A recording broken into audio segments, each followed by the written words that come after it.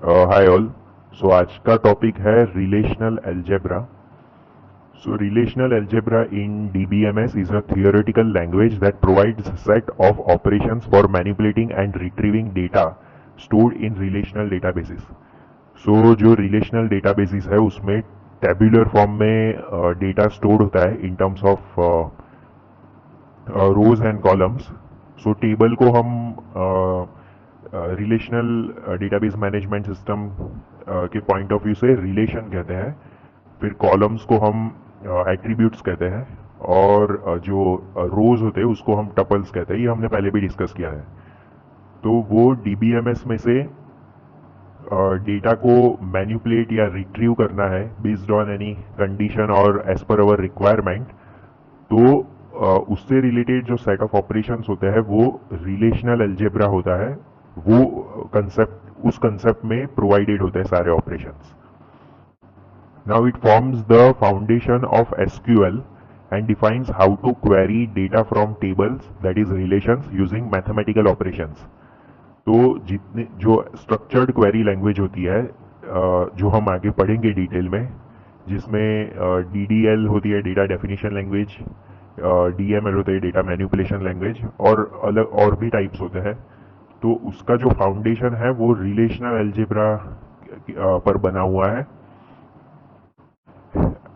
और उसमें हम आगे रिलेशनल अलजेब्रा में हम नेक्स्ट लेक्चर में सारे ऑपरेशंस भी पढ़ेंगे, जैसे सिलेक्शन, प्रोजेक्शन एक्सेट्रा, जो कि स्पेसिफाई करते हैं कि जो हमारे पास डेटाबेस में टेबल्स हैं उसमें से हमें कोई स्पेसिफिक रिक्वायरमेंट या कंडीशन के अकॉर्डिंग डेटा चाहिए तो कैसे रिट्रीव किया जाएगा। Relational algebra is a procedural query language. It works on relations, that is tables, and produces new relations as results. मतलब रिलेशनल अलजेब्रा में आगे जो हम ऑपरेशंस पढ़ेंगे वो एट द एंड मतलब आउटपुट हमें एज रिलेशन ही देंगे, यानी कि टेबुलर फॉर्म टेबल्स ही हमें देंगे रिजल्ट में, based on the conditions that we apply. Now हमने पढ़ा कि relational algebra is a procedural query language. So procedural query language क्या होता है? So procedural query language is type of database query language that tells the system exactly how to retrieve data step by step. So it focuses on how to get the result or how to retrieve data, not just what result is needed. तो मतलब procedural query language यानी वो result oriented नहीं होती है।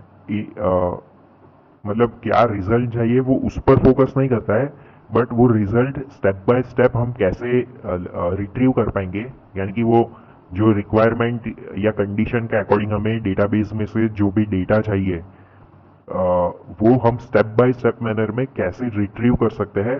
तो वो steps पर ज़्यादा फोकस है उसका। So it is more oriented towards how to retrieve data और how to get the result. तो ये सारे पॉइंट्स हैं जो आप एग्जाम में मेंशन कर सकते हो। सो अगेन रिवाइज कर देते हैं। So what is relational algebra?